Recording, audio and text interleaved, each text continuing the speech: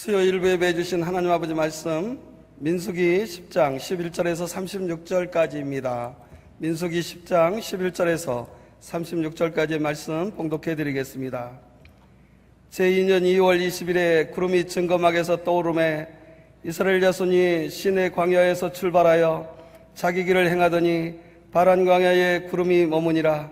이와 같이 그들이 여호와께서 모세로 명하신 것을 쫓아 진행하기를 시작하였는데 수두로 유다 자손 진기에 속한 자들이 그 군대대로 진행하였으니 유다 군대는 암미나답의 아들 나손이 영솔하였고 이사갈 자손 지파의 군대는 수알의 아들 느다나엘이 영솔하였고 스불론 자손 지파의 군대는 헬론의 아들 엘리압이 영솔하였더라. 이에 성막을 거두매 게르손 자손과 무라리 자손이 성막을 메고 발행하였으며 다음으로 느벤 진기에 속한 자들이 그 군대대로 발행하였으니 느벤의 군대는 스데울의 아들 엘리웃의 영솔하였고 시몬 자손 지파의 군대는 수리사떼의 아들 슬루미엘이 영솔하였고 갓 자손 지파의 군대는 두엘의 아들 엘리아삽이 영솔하였더라. 고아디는 성물을 메고 진행하였고 그들이 이르기 전에 성막을 세웠으며 다음으로 에브라임 자손 진기에 속한 자들이 그 군대대로 진행하였으니 에브라임 군대는 암미우스의 아들 엘리사마가 영솔하였고 므낫세 자손 지파의 군대는 부다술의 아들 가말리엘이 영솔하였고 베냐민 자손 지파의 군대는 가드오니의 아들 아비단이 영솔하였더라. 다음으로 단 자손 진기에 속한 자들이 그 군대대로 진행하였으니 이 군대는 모든 진의 후진이었더라. 단 군대는 암미사떼의 아들 아이에셀이 영솔하였고 아셀 자손 지파의 군대는 오그란의 아들 바기엘이 영솔하였고 납달리 자손 지파의 군대는 에난의 아들 아히라가 영솔하였더라. 이스라엘 자손이 진행할 때에 이와 같이 그 군대를 따라 나아갔더라. 모세가 그 장인 미디안 사람 느엘 아들 호밥에게 이르되 여호와께서 주마하신 곳으로 우리가 진행하나니 우리와 동행하자. 그리하면 선대하리라. 여호와께서 이스라엘에게 복을 내리리라 하셨느니라. 호밥이 그에게 이르되 나는 가지 아니하고 내 고향 내 친족에게로 가리라. 모세가 가로되 청컨대 우리를 떠나지 마소서. 당신은 우리가 광야에서 어떻게 지칠 것을 아나니 우리의 눈이 되리이다. 우리가 동행하면 여호와께서 우리에게 복을 내리시는 대로 우리도 당신에게 행하리이다. 그들이 여호와의 산에서 떠나 3일 길을 행할 때에 여호와의 언약궤가 그 3일 길에 앞서 행하며 그들의 쉴 곳을 찾았고 그들이 행진할 때에 낮에는 여호와의 구름이 그 위에 덮였었더라. 궤가 떠날 때에는 모세가 가로되 여호와여 일어나사 주의 대적들을 흩으시고 주를 미워하는 자로 주의 앞에서 도망하게 하소서 하였고 궤가 쉴 때에는 가로되 여호와여 이스라엘 10,000만인에게로 돌아오소서 하였더라. 아멘. 설교의 제목은 앞서 가시고 함께 가시고예요. 앞서 가시고 함께 가셔요. 여호와 하나님께서 당연히 앞서 가시고 함께 가십니다. 우리와 함께 가시고요, 우리를 또 앞서 가셔요. 오늘 말씀을 보면서 도대체 하나님과 동행하는 사람들, 여호와의 인도하심을 받는 사람들, 다른 사람들 아닙니다. 여러분과 저에 관한 이야기예요. 우리의 삶에 대해서, 우리의 신앙이 도대체 어때야 되는지에 대해서 오늘 말씀을 통해서 배우려고 합니다. 오늘 말씀까지가 참 중요해요. 왜냐하면 여러분들 11장 다음 주에 하겠지만 보시면요, 너무 갑작스러워요.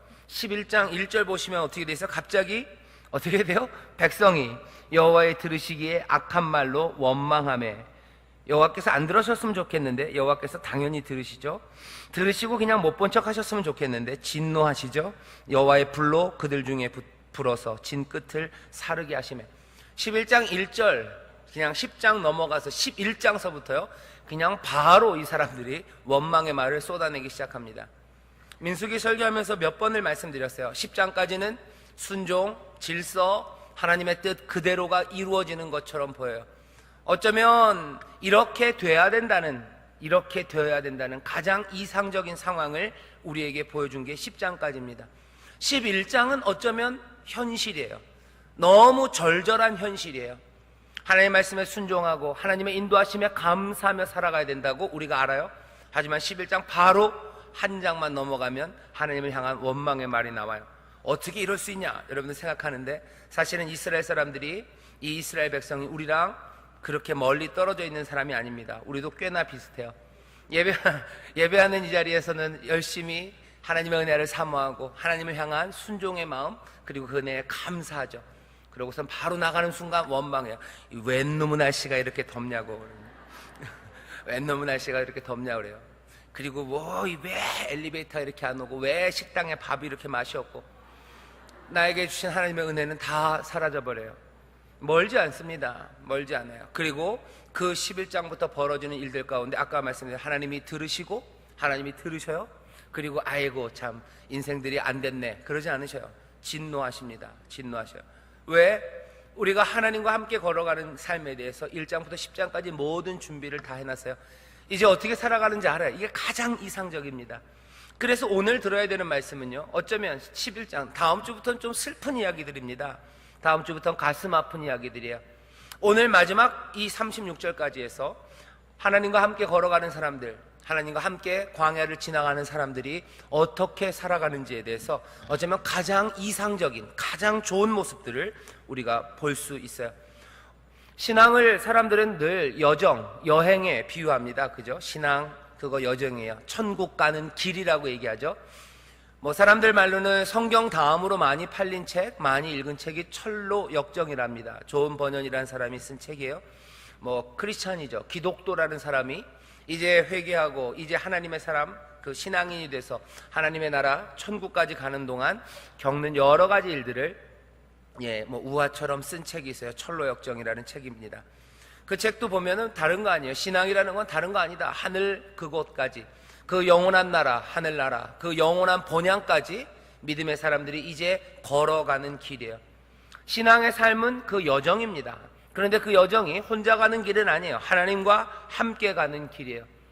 좋은 번연의 그 소설에만 그런 게 아니고요. 여러분들 성경 보면 복음서, 예수님의 삶에 관한 이야기가 있는데 예수님의 삶도 마찬가지입니다. 예수님의 삶도 뭐예요? 여행이에요. 어디서부터 어디까지? 그냥 이 땅에 거하는 동안에는 광야에서 예루살렘까지의 여정이에요. 광야에서 기도하시고 이제 세례 받으시고 광야에서 머무시다가 어디까지요? 점점 예루살렘을 향해 가시는 여정이었습니다. 사람의 삶이 여행에 많이 비유되죠. 신앙도 마찬가지입니다. 여정이에요. 오늘 본문을 보면 우리의 삶이, 그리고 특별히 우리의 신앙이 여행 그리고 여정이라고 생각한다면 오늘 본문을 통해서 몇 가지 깨달아야 되는 게 있어요. 우리의 신앙이 어떻게 되는 건지, 하나님의 나라 그 영원한 본향에 이를 때까지 살아가는 그 길에서 어떻게 사는지 몇 가지를 이야기할 수 있습니다. 첫 번째, 우리의 인생이 여정이라면요, 이 여정은 우리가 하나님을 따르는 데 있어서요 첫 번째 해야 하는 행동은 아닙니다. 인생길을 걸어가는 것, 그게 첫 번째가 아니에요. 첫 번째, 가장 앞에 있는 건 뭡니까? 그건 예배입니다.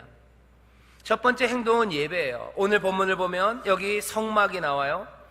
2년 2월 20일에 구름이 증거막에서 떠오르매, 증거막, 거기 성막이에요. 성막이 나오고 구름이 나옵니다. 그리고 언약궤가 이스라엘을 이끌어갑니다.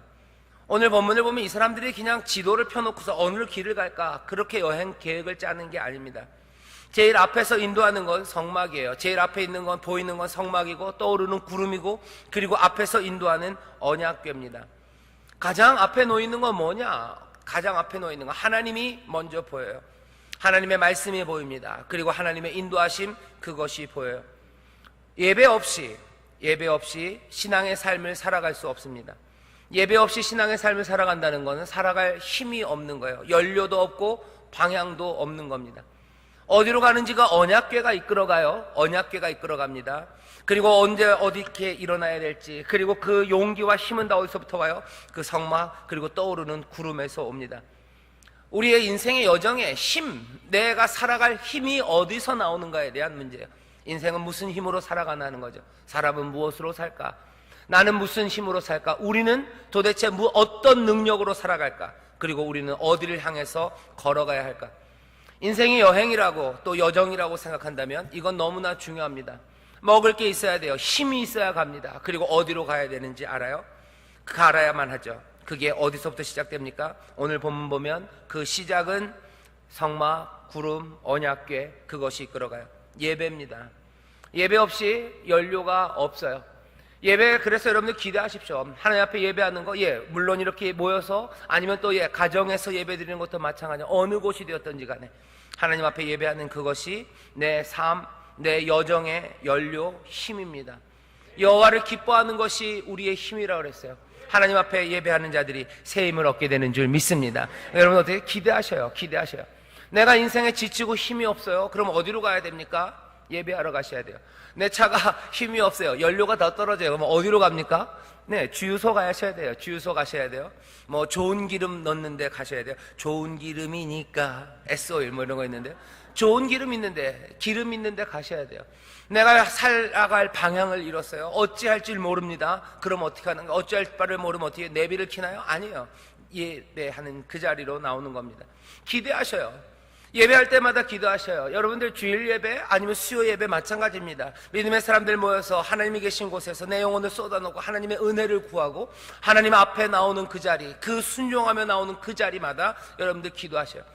여호와를 기뻐하는 게 나의 힘이에요. 여호와를 순종하는 게, 주를 순종하는 게 내 힘이에요. 내 삶의 힘과 방향은 어디에서요? 예배에서 나옵니다.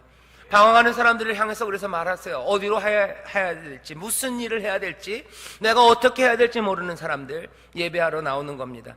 힘이 빠진 사람, 지친 사람, 내가 어찌할 바를 모르고 주저앉아 있는 사람, 어디로 나와야 돼요? 이 인생의 여정에 모든 힘이 되고 방향이 되는 것은 예배, 성막, 구름, 언약궤예요.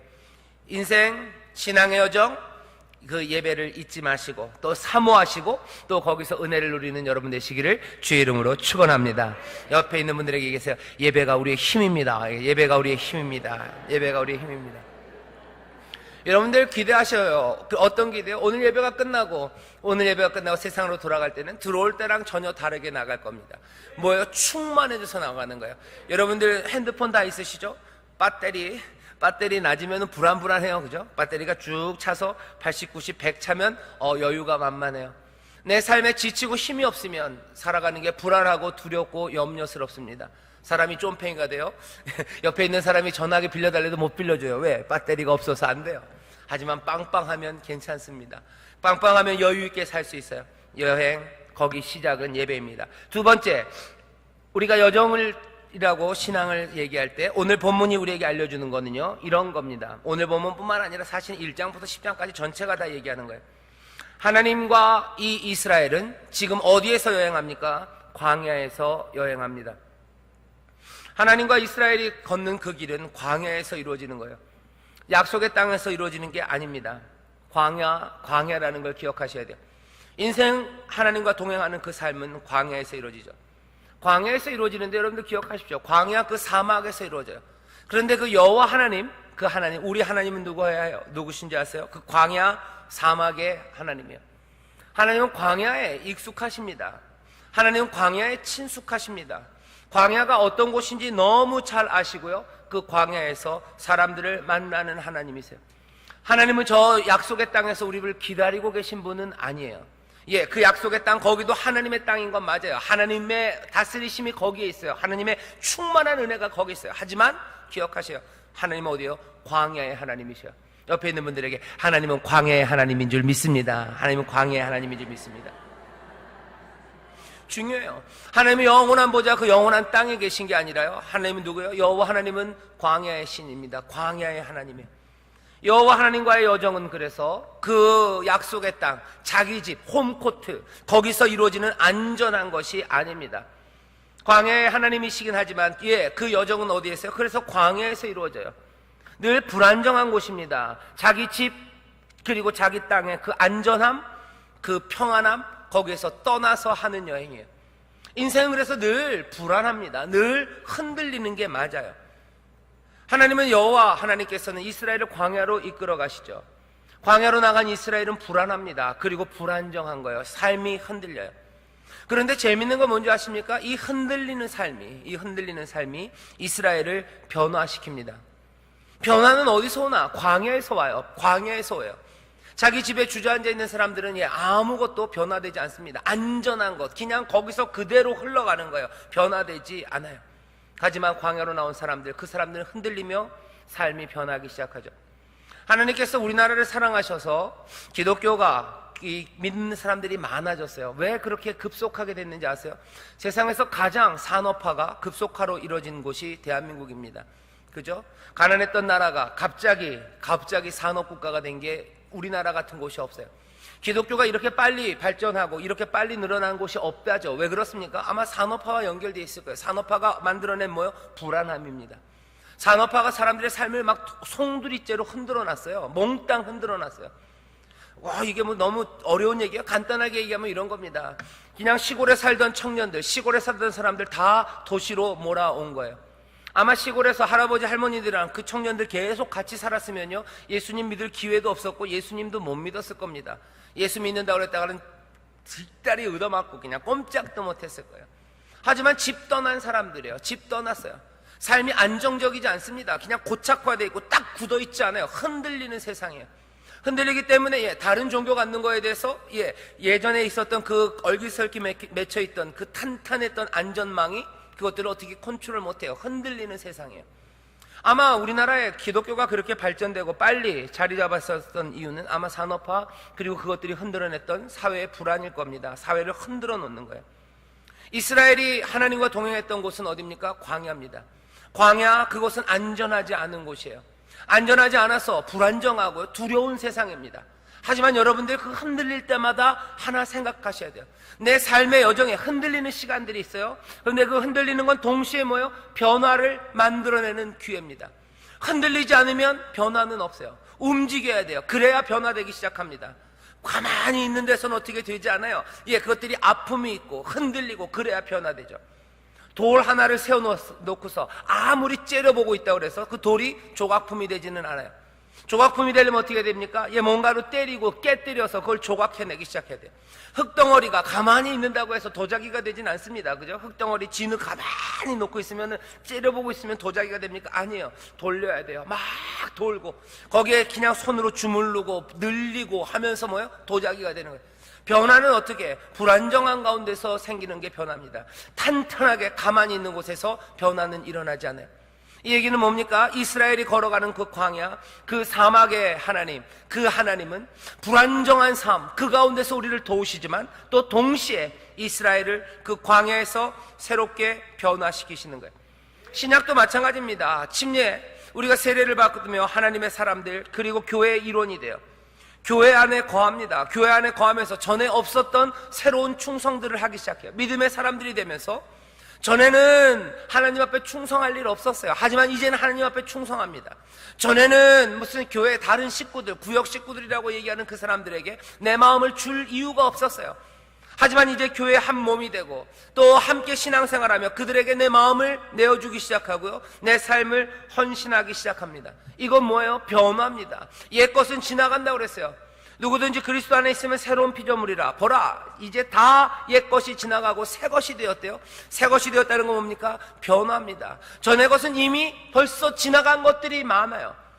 여러분들 이전에 사랑했던 것 이제 사랑하지 않습니다. 이전에 사랑하지 않았던 것, 거들떠보지도 않았던 것들 여러분들 이제 사랑하기 시작하는 거예요. 전에는 마음 주지 않았던 사람들에 대해서 마음 주기 시작하는 거예요. 전에는 눈물 흘리지 않았던 대상에 대해서 눈물 흘리는 거예요. 전에는 걱정하지 않았던 걱정하지 않았던 일들에 대해서 걱정합니다. 그죠? 전에 여러분들이 예수 믿기 전에, 아니면 여러분들이 은혜 받기 전에 교회를 위해서 걱정한 적이 있나요? 아니요. 걱정 뭐하러 합니까? 교회가 어떻게 되든 말든 난 상관없어요. 하지만 이제는 걱정하기 시작해요. 왜? 그리스도의 몸, 그리스도를 향한 사랑과 충성이 내 삶을 바꿔놓은 거예요. 삶은 불안정하게, 전에 없었던 위험, 그 앞으로 끌어냅니다. 내가 원래 있었던 곳에서 안전한 것, 거기서 떨어져 나와 하나님과 함께 광야를 걷기 시작해요. 여러분들 인생에서 그래서 불안한 시간들, 내 삶을 흔드는 일들이 있을 때요, 너무 염려하지 마세요. 하나님은 그 광야에 익숙한 하나님이세요. 광야는 하나님의 것이에요. 하나님은 광야에 거하십니다. 그러니 겁내지 마시고 오히려 어떻게 해요? 이 불안함을 통해서, 이 불안정함을 통해서 하나님께서 새 역사, 새 변화를 만들어내실 것들을 기대하시기를 주의 이름으로 축원합니다. 신앙의 여정 광야를 걸어갈 때 너무 불안해하지는 마세요. 흔들리는 거 그때마다 여러분들 기대하세요. 새 일이 이루어질 거예요. 하나님께서 새 것을 보게 하시고 나를 변화시키실 거예요. 나뿐만 아니라 우리를 이제 변화시킬 것, 그것들을 기대하는 여러분 되시기를 주의 이름으로 축원합니다. 광야는 내 삶이 변하는 곳이, 안전한 곳이 아닙니다. 어떻게 변할지는 잘 모르겠어요. 하지만 너무 염려하지 마세요. 말씀드렸죠. 여호와 하나님은 광야의 하나님이세요. 여호와 하나님은 우리를 사랑하셔요. 여호와 하나님은 우리를 멋지게 만들고 아름답게 만들기를 원하시는 하나님이세요. 복 주시기를 원하시고 우리를 복받기 합당한 자들로 만드시는 하나님이신 줄 믿습니다. 신앙의 여정에서 또 우리 볼 게 있어요. 오늘 말씀을 보면 난데없이 모르는 사람 이름이 하나 툭 튀어나옵니다. 29절에 보면 이렇게 돼 있죠. 모세가 그 장인 미디안 사람 르우엘의 아들 호밥에게 이르되, 호밥이라는 사람이 있어요. 르우엘이랍니다. 이거 뭐 여러분들 성경을 아시는 분들은, 많이 읽으신 분들은 고개를 갸우뚱하세요. 왜냐하면 모세의 장인 이름이 르우엘이 아니라 이드로일 텐데. 맞아요. 다른 곳에서 모세의 장인 이름이 이드로라고 나옵니다. 근데 여긴 르우엘이에요. 사람들이 고개를 갸우뚱해요. 어떻게 된 거야? 성경이 틀렸네? 꼭 그렇진 않아요. 이름이 두 개일 수 있습니다. 장인 어른이. 또 어떤 사람들은 모세가 장인이 많았나 보다. 그렇게도 할 수 있어요. 근데 그건 아닌 것 같아요. 장인이 많았던 것 같진 않아요. 한 사람인데 르우엘이라고도 할 수 있고 이드로라고도 할 수 있어요. 왜? 사람이 꼭 이름이 하나만 있는 건 아니에요. 우리도 뭐 그런 식으로 이름을 부르죠. 호도 있고요. 그냥 이름도 있어요. 그죠? 율곡 이이 그래요. 퇴계 이황 그래요. 퇴계라고 불러도 그 양반이고, 그쵸? 이라고 불러도 그 양반이에요. 그렇게 이황이라고 불러도 그 양반이에요. 그런 것처럼 아마 르우엘, 이드로 이름이 두 개일 거라고 생각하는 사람들도 있고, 어떤 사람들은 또 그렇게도 설명합니다. 이 장인이라는 말이 꼭 진짜로 자기 부인의 아버지만 이르는 게 아니라 그 처가댁 어른들을 부르는 말, 그냥 처가댁 어른들을 지칭하는 말이기 때문에 처가댁에 있는 어른들 중엔 르우엘도 있을 수 있고 이드로도 있을 수 있고, 아마 뭐 그런 식으로 설명하기도 합니다. 근데 뭐 그렇게 중요하지는 않아요. 아마 거기쯤 어딜 겁니다. 하지만 중요한 건 뭐예요? 미디안 사람, 자기 처가댁 사람, 여기 호밥이라는 사람에게 부탁을 하고 있다는 거예요. 호밥은 미디안 사람입니다. 이스라엘 족속이 아닙니다. 이 호밥에게 부탁해요. 호밥, 당신은 이 미디안 광야, 이 광야에 익숙하다는 거죠. 이 광야에서 우리가 어디에 진치고 어디로 가야 될지 우리를 위해서 좀 도와달라고 도움을 청합니다. 이 얘기는 뭡니까? 뭐 어쩌면 모세의 훌륭함이에요. 지도자로서 자기가 부족한 것들 채우기 위해서 좋은 사람들에게 부탁하고 또 좋은 사람들을 끌어들이려는 시도입니다. 하지만 동시에 이 말씀을 통해서 우리가 알 수 있는 거 하나는요, 이 여정에 우리와 함께 떠나지 않았던 사람들, 그 사람들도 수용할 수 있습니다. 이런 일들은, 이런 유익한 일들은요, 우리가 기대하지 않았던 데서부터 생겨날 수 있어요. 모세가 호밥에게 2번이나 같이 가자고 얘기해요. 같이 가자, 하나님의 선물 우리 함께 누리자, 2번이나 제안합니다. 마지막에 보면 어떻게 돼 있어요? 32절에 우리와 동행하면 여호와께서 우리에게 복을 내리시는 대로 우리도 당신에게 행하리이다. 2번째 제안을 하죠. 거기에 대한 호밥의 대답이 안 나옵니다. 호밥은 어떻게 했는지 모르겠어요. 호밥은 그냥 떠나갔을 수도 있고, 여기 함께 남아서 이 사람들을 도우며 하나님의 복을 함께 나눌 수도 있어요. 아마 호밥이 돕지 않았으면, 그냥 떠나갔다면 여호와께서 인도하시는 대로 살아갔을 거예요. 또 호밥이 함께 했다면 호밥의 이 재능들, 호밥이 갖고 있는 경험들, 지혜를 통해서 도움을 받았을 겁니다. 중요한 건 뭐예요? 제안이 있었고 그 제안의 결정은 누구에게? 호밥에게 달려 있는 겁니다. 믿음의 공동체가 신앙의 여정을 떠나가요. 그 중에 그렇게 살아가며 많은 사람들이 향한 제안들이에요. 하나님의 복을 함께 누리자라는 제안들입니다. 하나님의 선물 함께 누리자, 우리와 함께 가자라는 제안이에요. 그리고 이 제안은 모세가 결정하는 게 아닙니다. 이 제안에 대한 대답은 이스라엘이 결정하는 것도 아니에요. 이 제안에 대한 대답은 누가 결정합니까? 미디안이 결정합니다. 미디안 사람 호밥이 결정하는 거예요. 사람들이 우리 안에 들어올 수 있어요. 얼마든지. 그리고 들어와야만 합니다. 들어오는 게 좋아요. 들어와서 함께 살아가면 더 풍성해집니다. 더 풍성해져요. 하지만 여기 있는 것처럼 그 결정은 누가 해요? 그 사람 호밥이 하는 거예요. 강요할 수는 없습니다. 하지만 얼마든지 제안하며 나갑니다. 신앙의 여정 가운데 여러분들 그런 데 많아요. 우리가 함께 살아가며 여기 전도 이런 거 생각하시면 돼요. 믿지 않는 사람들 전도하는 거예요. 아니면 여러분들 여러 가지 그 모임들이 있어요. 모임들이 함께 살아가는 신앙의 여정을 함께하는 공동체들이 있습니다. 그 공동체 어떻게 해요? 제안하세요. 그냥 그렇게 멈춰 있는 건 아니에요. 더 좋은 유익을 위해서 사람들 부르셔요. 많이 부르시고 제안하고 함께 하나님의 은혜를 누리자고 열려 있는 겁니다. 우리는 열려 있는지에 대해서 물어보셔야 돼요. 신앙의 여정, 우리는 그 여정 가운데 열어놓고 가는지입니다. 얼마든지 열려 있어야 돼요. 하나님의 사람들 점점 늘어나고 그러면서 하나님의 공동체는 점점 더 풍성해질 겁니다. 결정은 그 사람들이 할 거예요. 하지만 얼마든지 열어놓고 그 사람들을 부를 수 있어야 됩니다. 부르지 않는 사람들, 배타적인 모임들은 곤란해요. 찬양대 우리 30몇 명만 할 거야, 절대로 오지 마셔요, 이러면 안 되는 거예요. 그죠? 그럴 리가 없어요. 그죠? 그럴 리가 없어요. 사람들 향해서 열어놔야 돼요. 오세요, 우리 함께 은혜를 누립시다. 결정은 그 사람들이 할 거예요. 여기 우리 찬양팀도 마찬가지예요. 찬양팀이 이제 점점 잘하고 계시는데요. 찬양팀도 열어놓고 오세요, 우리 같이 하나님의 은혜를 누립시다. 여러분들의 재능, 그것들을 통해서 우리에게 유익이 될 겁니다. 우리를 와서 도와주세요, 함께 합시다. 열어놓는 거예요. 결정은 그 사람들이 할 겁니다. 하지만 여정, 그 신앙은 그렇게 살아가요. 마음껏 열어놓으십시오. 마음껏 열어놓고 제안하세요. 그리고 그 풍성함을 누리며 살아가는 거예요. 신앙의 여정이 점점 더 풍성해질 줄 믿습니다. 네 번째, 여정이라고 그러면요, 하나 더 재밌는 게 있어요. 이 신앙의 여정에 하나님이요, 3일 길을 앞으로 가십니다. 33절 보시죠. 그들이 여호와의 산에서 떠나 3일 길을 행할 때 여호와의 언약궤가 그 3일 길에 앞서 행하며 그들의 쉴 곳을 찾았고, 하나님은 3일 길을 앞으로 가셔요. 이스라엘 사람들이 가는 것보다 훨씬 더 앞입니다. 3일 동안 움직일 그 거리만큼을 먼저 가신대요. 앞서 가셔서 뭐 하십니까? 아마 적들로부터 이스라엘을 보호하는 거예요. 그리고 이 이스라엘이 쉴 곳을 찾기 위해서 3일 길 앞에 가십니다. 앞에 가셔요. 신앙의 여정, 하나님이 우리 앞에 가셔요. 하나님이 우리 앞에 가셔요. 우리보다 늘 앞서 가십니다.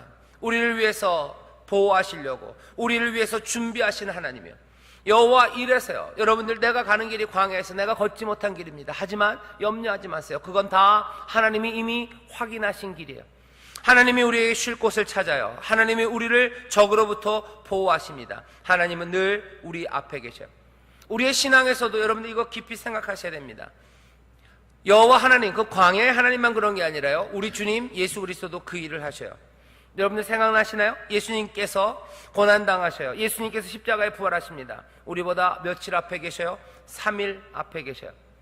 3일 동안 먼저 그 앞에 그 부활의 삶을 살아가십니다. 예수 그리스도 우리 앞에 계신 분이에요. 히브리서 2장에 보면 우리를 이끌어 가시기 위해서 우리를 앞에서 이끄시는 분이라고. 히브리서 2장 10절 제가 읽겠습니다. 만물이 인하고 만물이 말미암은 자에게는 많은 아들을 이끌어 영광에 들어가게 하시는 일에 저희 구원의 주를 고난으로 말미암아 온전케 하심이 합당하도다. 예수 그리스도를 어떻게 많은 아들을 이끌어가요. 앞에서 이끌어 가십니다. 예수님 우리를 이끌어 가셔요. 어떻게? 앞에서 어떻게 이끌어 가셨어요? 3일 앞에 가셔서 어떻게 하셨습니까? 죽음을 무찌르셨어요. 여기 있는 것처럼 앞서가며 적들을 무찌르시는 하나님처럼 예수님 죽음을 무찌르시고요. 또 뭐 하십니까? 교회, 그리스도의 몸된 교회, 우리를 위한 안식처를 따르세요. 예수님을 따르는 거 다른 거 아닙니다. 하나님과 함께 광야를 지나는 여정, 이것과 똑같아요. 하나님이 여호와 하나님께서 이스라엘 앞에서 3일을 앞에서 행하신 것처럼 여러분들, 그래서 이게 먼 이야기가 아닙니다. 이스라엘이 걸었던 이 길이 이 사람들이 걸었던 그냥 2000년 전, 3000년 전, 4000년 전 그 여정이지. 아니요, 지금 여기서 하시는 말이 우리의 삶이에요. 예수를 따르는 우리의 삶입니다. 예수 그리스도, 우리 사랑하는 주님을 따라가는 우리의 신앙의 여정에 관한 말씀인 줄 믿습니다. 여기 이스라엘을 여호와 하나님께서 3일 길 앞에서 적들을 살피고 이들에게 편안한 곳, 쉴 곳을 찾은 것처럼 지금 우리 주님께서도 우리의 신앙의 여정, 우리의 삶 가운데 우리 앞에 있는 적들을 무찌르시고 우리를 또한 안식하시게 하시려, 우리에게 쉴 곳을 주시려 그것들을 찾고 계신 줄 믿습니다. 여러분들, 그래서 함께 살아가는 이 길에 너무 염려하지 마세요. 우리의 여정, 주가 앞서 가셔요. 설교의 제목입니다. 앞서 가시고 또 우리와 함께 가셔요. 오늘 이 말씀, 이스라엘에 관한 오래전 옛 이야기가 아니라 오늘 우리의 이야기로 읽으시기를 주의 이름으로 축원합니다. 3000년 전, 4000년 전 있었는지 없었는지도 모르는 이야기가 아니에요. 3일 앞을 가서 그 사람들의 쉴 곳과 그 사람들의 적들을 물리치신 하나님, 그 하나님의 이야기가 전설처럼 내려오는 옛날의 이야기가 아니라 지금 살아가고 있는 우리의 이야기라는 거예요. 우리의 이야기, 우리 주님께서 우리 앞에서 지금도 적과 싸우시고 우리에게 또한 안식을 주시려, 쉴 곳을 주시려 우리를 위하여 예비하고 계심을 믿으시기를 주의 이름으로 축원합니다. 우리는 그렇게 걸어가는 사람들인 줄 믿습니다. 여행에 관해서 얘기했어요. 또 오늘 본문이 몇 가지 얘기하는 게 있습니다. 두 번째 얘기하는 거는 군대에 관한 이야기예요. 여기 보면 28절에 이렇게 되어 있습니다. 이스라엘 자손이 진행할 때 이와 같이 그 군대를 따라 나아갔더라 그래요. 군대를 따라 나아가요. 이 사람들이 구름이 떠오르기 시작했는데요, 떠나가기 시작할 때 훈련된 사람들처럼 나아갑니다. 가는 순서가 정해져 있어요. 유다 지파를 선두로 해서 나아갑니다. 유다 지파가 선두로 나아가면 그 다음에 레위 지파가 일어나요. 게르손과 무라리가 그 성막을 정리해서 그 무거운 천막들, 그리고 그 막대기들, 그리고 깔판 받침대들 무거운 거 들고 이 유다 지파를 따라가요. 원래는 고핫이 먼저 가야 될 것 같은데 아닙니다. 이 사람들이 먼저 가야 돼요. 왜? 가다가 이제 머무르면 유다 지파가 쓰겠죠. 그러면 이 고핫과 무라리가 어떻게 해야 돼요? 이것들 뼈대를 다 세워놔야 돼요. 그 다음에 뒤따르던 고핫이 이곳에다가 성물들을 채워 넣어야 됩니다. 아주 질서 있게 가요. 그리고 이 사람들은 그 군대를 따라 나아갑니다. 군대를 따라 질서 있게 지금 나아가고 있어요. 당연히 군대기 때문에 질서에 있어야 되겠죠. 그리고 이 사람들을 아예 뭐라고 불러요? 군대라고 부릅니다. 이스라엘은 군대입니다. 자기들이 군대라고 하는 거예요. 그렇기 때문에 진을 짠 거예요. 그렇기 때문에 질서 있게 움직이기 시작합니다. 여러분들 신앙의 행진, 그리고 신앙의 여정, 우리가 살아가는 삶, 그 삶에 대한 오늘의 말씀이 우리에게 알려주는 거 하나예요. 여정이에요. 그냥 여행이에요. 하지만 단순한 여행은 아니에요. 두 번째 뭐라고요? 이건 군대입니다. 다시 말하면 뭐예요? 싸움입니다. 신앙, 우리가 살아가는 삶에 대해서 다시 한번 생각하셔야 돼요. 그냥 광야를 예배하며 그 몽땅 가슴을 열고 하나님의 인도하심을 믿으며 걸어가는 여행, 그 여행만은 아니에요. 이건 다른 각도에서 보면 뭐라고요? 군대 싸움이에요. 이스라엘은 군대입니다. 그래서 싸움입니다. 당연히 싸움이고 군대이기 때문에요, 적들에 대한 승리, 그 승리가 영광이 되는 거예요. 싸워서 이기는 게 하나님의 인도하심의 그 영광이에요. 하나님의 인도하심이 어떻게 영광 받습니까? 적들과 싸워서 승리함으로 영광 받으시는 거예요. 이 그림 기억하셔야 돼요. 우리는 싸워요. 싸울 거고 승리할 겁니다. 아, 그래요? 그럼 여러분들 갑자기 주먹을 이거 두둑두둑 싸워? 누구랑 싸워 이제? 싸우는 건 자신 있는데. 아니면 그래, 옛날에 싸웠겠지. 아니요, 이거 옛날 이야기 아닙니다. 이스라엘이 광야를 가면서 싸우는 그 사람들의 이야기, 우리의 이야기가 아니야라고 생각하지 마세요. 왠지 아십니까? 우리가 살고 있는 이 신약시대, 여기도 마찬가지예요. 여호와 하나님께서 이 사람들 이스라엘과 함께 세상 그 광야에서 싸운 것처럼요, 예수님도 싸우십니다. 우리 주님도 싸우셔요. 누구가 싸워요? 사망 권세와 싸우시는 거예요. 사망 권세와 싸우시고 이스라엘이 하나님의 군대인 것처럼 우리는 누구예요? 우리는 그리스도의 군사들이에요. 우리는 그리스도의 군사, 앞에 가신 예수, 우리 주님 따라 달려가는 우리는 군사고, 예수 그리스도, 여호와께서 그 광야에서 그러셨던 것처럼 사망과 싸우십니다. 사망과 싸워요. 사망과 싸웁니다. 그러면 우리의 인생 여정, 함께 살아간 우리의 신앙은 뭐예요? 우리도 싸워요. 예수님의 능력으로 싸워요. 예수님 앞에 달려가시는 예수님 따라가며 싸웁니다. 뭐와 싸워요? 우리도 사망 권세와 싸우는 거예요. 사망 권세와 싸우는 싸움인데요, 이 싸움은 하나님의 거룩함, 그 거룩함을 지키는 싸움입니다. 그거 싸우다 보면 어쩔 수 없이 다른 사람들과 갈등하게 됩니다. 실제적인 얘기예요. 교회에 다니는 사람들, 믿음을 가진 사람들, 세상에서 싸우는 거예요. 이건 그냥 영적인 싸움이니까. 그래, 맞아요. 영적인 싸움, 하나님의 거룩함, 그 거룩함을 지키는 싸움. 하지만 그 싸움 때문에 세상과 갈등할 수 있습니다. 세상과 싸울 수 있습니다. 세상과 싸우는 일들이 생깁니다. 갑자기 조용해지시네요. 아마 그런 식으로 나타날 거예요. 어떤 때는 무슨 피켓을 들고 나갈 수도 있고, 아니면 누구랑 소리를 질러 싸워야 될 때도 있을 거예요. 그게 아니라고 외쳐야 될 때도 있고, 그러지 말라고 소리쳐야 될 때도 있을 겁니다. 함께 싸우는 싸움이에요. 예수님도 싸우셔요. 근데 예수님은 어떻게 싸우셨는지 여러분들 잘 아실 겁니다. 다른 사람들을 위해서, 다른 사람들을 대신해서 그것들을 다 짊어지심으로써 싸우셨어요. 오른뺨을 때리면 왼뺨을 갖다 대면서 싸우셨어요. 싸우는 방식들은 그래서 성경에서도요, 오늘 말씀처럼 전쟁의 준비를 하면서 정말로 어쩌면 총칼로 싸워야 될 때가 있을지도 몰라요. 그렇게 행동으로 누구를 위해서 대신 싸워주고 막아주고 하면서 어떤 방식으로든 싸워야 합니다. 하지만 확실한 건 뭐예요? 이 싸움들, 이 전쟁들, 이것들은 거룩한 싸움이에요. 하나님의 거룩함을 위한 거고, 사망 권세와 싸우는 것, 그리고 그러면서 우리가 치러야 되는 갈등의 아픔이지, 이 싸움이 국가의 정책 그런 것들로 결정되는 건 아닙니다. 우리가 무슨 교회가 국가 정책을 따르기 위해서 싸워야 되는 거 아니에요. 우리가 싸워야 되는 건 하나밖에 없어요. 예수 그리스도, 그리고 사망과 싸우는 것, 그리고 하나님의 거룩함을 지키기 위해서 싸우는 거예요. 그거 말고 다른 걸로 싸워야 될 이유가 없습니다. 하지만 싸움인 건 분명해요. 이 땅에서 싸우는 싸움은 그래서 아마 꽤나 많을 겁니다. 왜냐하면 우리는 싸우고 싶지 않아도 우리를 삼키려는 자들은 우리에게 끊임없이 다가와서 우리를 휩싸아 가려고 하고, 우리를 다시 한번 사망으로 끌고 가려는 사망의 권세가 우리에게 다가오기 때문에 그래요. 끊임없이 싸우게 될 겁니다. 그래서 군대로 조직되어야 되고, 그래서 함께 하나님 그 말씀만 따라 살아가기 시작해야 돼요. 싸움이에요. 영적인 싸움입니다.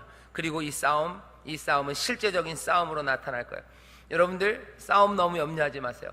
왜요? 전쟁에 능하신 주, 만군의 여호와, 모든 힘의 힘이 되신 그분이 우리와 함께 하시기 때문인 줄 믿습니다. 옆에 있는 분들에게 서로 얘기하세요. 싸움에 걱정하지 마세요. 싸움할 때 걱정하지 마세요. 걱정하지 마십시오. 하지만 여러분들 기대 그렇게 아주 가슴 설레는 기대는 아니겠지만 여러분들 그럴 거라고 예측하고 계세요. 싸웁니다. 광야는 싸움이에요. 그래서 군대 조직으로 만드셨어요. 싸울 겁니다. 싸울 거예요. 때로는 치고받고 싸우는 싸움이 있을지도 몰라요. 때로는 얻어맞는 싸움이 있어야 될지도 몰라요. 때로는 우리가 눈물로 싸워야 되는 싸움이 있습니다. 하지만 다시 한번 그 싸움은 우리 혼자 싸우는 싸움은 아니에요. 전쟁에 능하신 주, 그리고 모든 사망 권세를 이기신 주님께서 우리와 함께 하십니다. 그 거친 싸움에서도 우리를 승리하게 하실 줄 믿습니다. 마지막으로 오늘 보면요, 아주 특징적인 거 하나가 뭐예요? 언약궤예요. 이 사람들이 길을 가는데 제일 앞에는 언약궤가 갑니다. 다른 성물들은요, 진의 두 번째 그 루벤과 함께 갈 때 고아 자손들이 다른 건 다 가져가요. 촛대 같은 거 다 뒤에 있어요. 하지만 제일 앞에 서는 게 하나 있어요. 그 성막 한가운데 있었던 그 지성소 시은좌, 그렇게 불렀던 언약의 궤, 그 궤입니다. 그 안에 사람들은 10계명이 들어있을 거라고 그래요. 아예 그 이름을 언약궤라고 불러요. 여기서는 다른 이름으로 부를 수 있어요. 시은좌, 지성소, 여러 가지 이름으로 부를 수 있지만 여기서는 뭐라고 불러요? 언약궤래요. 언약의 궤에 그걸 붙들고 이 사람들은 나아가기 시작해요. 언약궤가 그 앞에 섭니다. 그 앞에 서서 나아갑니다. 언약궤가 3일기를 앞서 행합니다. 그들의 살 곳들을 찾아요. 그들의 싸움 그 앞에 이 언약궤가 나아가고 있죠. 우리의 인생에 그래요? 알겠습니다. 이스라엘은 그렇게 했군요. 하지만 우리랑은 그렇게 상관없는 것 같아요. 왜? 우리에겐 언약궤가 없어요. 영화 레이더스인가요? 그 인디아나 존스 나왔던 영화들이 있어요. 인디아나 해리슨 포드 나왔던 영화. 거기 보면 무슨 이 언약궤, 법궤를 찾아서 나가는 영화들 있죠. 거기서 나치 독일군들이 그걸 탁 여니까 거기서 빛이 나와서 사람들 다 죽고 그랬던 그런 신비한 거, 그런 언약궤 우리에게는 없어요. 우리가 앞으로 나아가는데 언약궤가 앞에 갑니까? 우리 인생길 앞에 언약궤가 진짜로 있습니까? 없어요.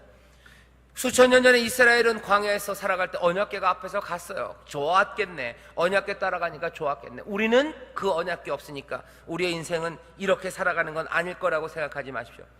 우리에게도 언약궤, 여기 말씀이 얘기하는 비슷한 게 있어요. 뭡니까? 뭘 것 같으세요?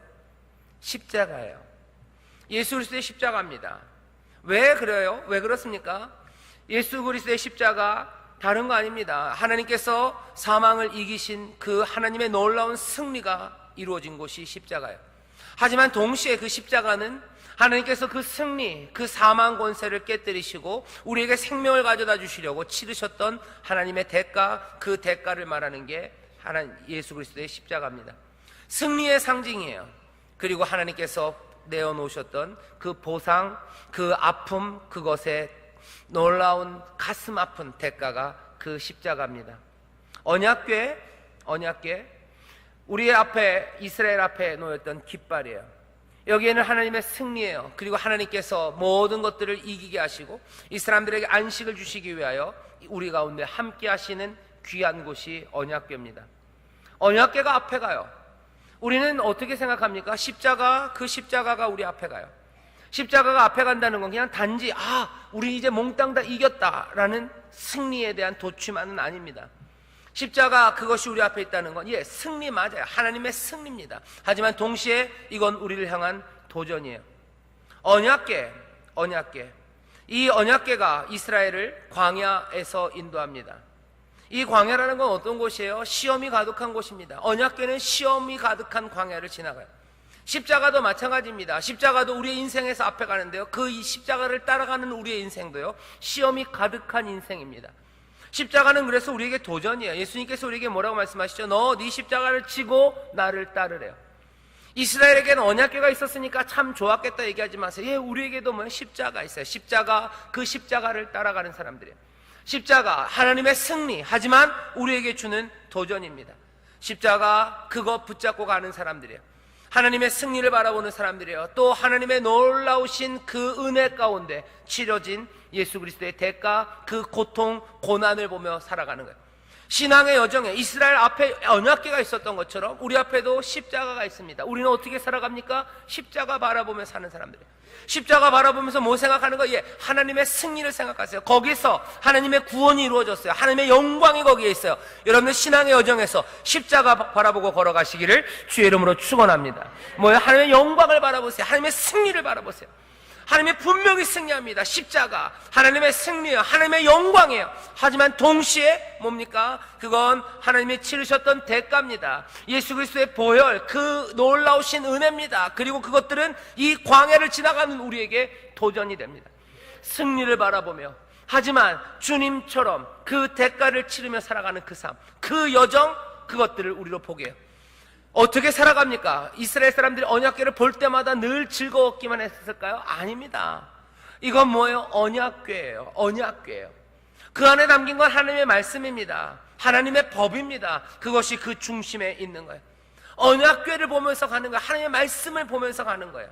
언약궤, 그 안에 10계명이 들어있을 겁니다. 그들의 삶의 중심에는 하나님의 말씀이에요. 우리도 마찬가지예요. 언약궤가 있는 것처럼 십자가, 하나님의 말씀입니다. 하나님의 뜻입니다. 그게 우리의 빛이고, 그게 우리의 지도가 되고, 그게 우리의 등불이 되는 거예요. 늘 즐겁기만 했을까요? 아니요. 떨리는 마음입니다. 우리는 그 말씀대로 살아갈까? 늘 떨리는 거예요. 십자가의 은혜예요. 감사해요. 하지만 그 십자가가 우리에게 요구하는 것들, 그 십자가, 그 피, 그 험한 것, 그것들은 우리에게 십자가를 지고 나를 따르라는 그 말씀을 우리에게 울려줘요. 십자가는 그래서 누구에게는 거치는 돌이 됩니다. 십자가는 누구에게는 심판의 도구가 되는 겁니다. 예수 그리스도가 생명의 반석이에요. 하지만 그 반석이 우리에게 생명의 반석이기도 하지만 또한 모든 것들을 깨뜨리는 하나님의 진노의 돌이 되기도 합니다. 그 돌이 우리에게 있는 거예요. 그 십자가가 우리 앞에 있는 거예요. 이스라엘의 언약궤를 보면서 늘 즐겁게 룰루랄라 하면서 가는 건 아니에요. 하나님이 함께 하신다. 승리가 함께 하신다. 하나님의 능력이 함께 하신다. 하지만 거기 하나님의 말씀이 있어요. 하나님의 두려움이 거기 있는 겁니다. 떨면서 그 길을 가는 거죠. 떨면서 그 길을 가는 겁니다. 위험한 것이 자기들 가운데 있음을 알아요. 광야가 위험해요. 왜 위험합니까? 거긴 메마른 땅이라 위험해요. 그렇죠. 하지만 사실은 더 위험한 것이 그들 한가운데 있는 거예요. 십자가, 광야를 살아가는 사람 우리에게 소망이에요. 하지만 동시에 두렵고 경외함으로 따라야 되는, 어쩌면 가장 위대한 그리고 가장 무거운 생명이 거기에 있습니다. 인생을 어떻게 살아가요? 룰루랄라만은 아닙니다. 하나님의 승리가 거기 있어요. 기쁨으로 나가는 거 맞아요. 승리를 기대하며 나갑니다. 하지만 그게 십자가임을, 앞에 나가는 것이 언약궤임을, 거기에 하나님의 말씀이 담겨져 있음을, 그 말씀대로 살아가야 함을 두려움으로 또 경외함으로 우리는 살아가는 거죠. 그렇게 광야를 살아가라고 우리에게 말씀을 주십니다. 이스라엘은 광야를 그렇게 살아가요. 이스라엘이 광야를 그렇게 살아갔던 것처럼 우리도 그렇게 십자가 바라보며 한 걸음 한 걸음 주와 함께 살아갑니다. 그렇게 보면 민수기에 있는 이 말씀들은 우리와 멀리 떨어져 있는 말씀이 아니에요. 우리의 삶, 우리의 신앙의 여정에 대하여 직접적으로 말씀을 주십니다. 그래서 11절이 가슴 아프고요, 우리를 눈물 나게 하는 거예요. 백성이 여호와의 들으시기 악한 말로 원망하며 여호와께서 들으시고 진노하사요. 어떻게 걸어야 할지 이제부터는 11장 다음 주부터는요 이러지 말아야지라고 하셔야 돼요. 여태까지는 이래야 되겠구나요. 이렇게 살아야 되겠구나.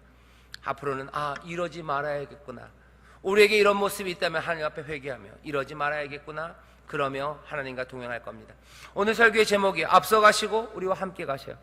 인생이 어떻게 갈 것이고 광야를 어떻게 살아가야 될지 민수기 1장부터 10장까지 이제 가장 이상적인 모습들은 우리에게 다 전해주셨어요. 구름이 떠오르면 이 사람들은 나팔 소리가 나고 이 사람들은 질서 있게 하나님의 군대답게 떠나가기 시작해요. 떠나가는 그 앞에 언약궤가 있어요. 사람들은 언약궤를 보며 따라갑니다. 이 언약궤, 하나님은 이들보다 더 먼저 앞서가셔서 이들을 위해서 싸우시고 이들을 위해서 승리하시고 그리고 이들이 안식을 누릴 곳을 찾으셔요. 모세가 그때마다 기도합니다. 여호와여 일어나사 주의 대적들을 흩으시고 주를 미워하는 자로 주의 앞에서 도망가게 하소서. 그리고 뭐라고요? 괴가 쉴 때에는 가로되 여호와여 이스라엘 천만인에게로 돌아오소서 하였더라. 주께서 먼저 가서 싸우시고 또 이들과 함께 하십니다. 예수님 마찬가지예요. 우리 사랑하는 주님 마찬가지예요. 우리의 삶이 이 이스라엘처럼 이 인도하신 가운데 살았던 사람처럼 이 광야 시험이 가득한 세상이나 함께 하시고 또 앞서가시는 그 주님, 그 능력 가운데서 우리는 그 주님만 또한 바라보고 살아가는 복된 삶인 줄 믿습니다. 복된 삶인 줄 믿습니다. 저에 계신 분들에게 우리 주님이 함께 하십니다. 인사하죠. 주님이 함께 하십니다. 주님이 함께 하십니다. 기도하겠습니다. 하나님 아버지 감사합니다. 주께서 우리 앞에 가시고 주께서 우리와 함께 하시며 우리를 인도하시는 줄 믿습니다. 십자가 바라보며 걸어가는 하나님의 말씀 바라보며 걸어가는 주의 복된 사람들 되게 하여 주시옵소서. 광야를 우리가 그렇게 살아가며 아버지 어려운 일이 닥치고 싸움이 있더라도 주만 의지하며 변화를 꿈꾸며 하나님을 찬송하며 나아가오니 아버지 하나님 이 광야에서 하나님의 은혜를 누리게 하시며 우리 모두가 다 한 사람도 남김없이 약속의 땅에 이르게 하여 주시옵소서. 우리와 함께 하시니 감사합니다. 우리를 인도하시니 감사합니다. 우리로 주의 기적을 보며 살아가게 하여 주시옵소서. 주님 경외하며 주님 두려워하며 주님 따라가는 자들 되게 하여 주시옵소서. 성령이 우리와 함께 하시며 우리로 그 길에서 하나도 이탈됨 없이 기쁨으로 찬송하며 감사하며 그 길을 걸어가게 하실 줄 믿사오니 성령이시여 우리 가운데 충만하게 임하여 주시옵소서. 감사드리며 예수님의 이름으로 축복하며 기도하옵나이다. 아멘.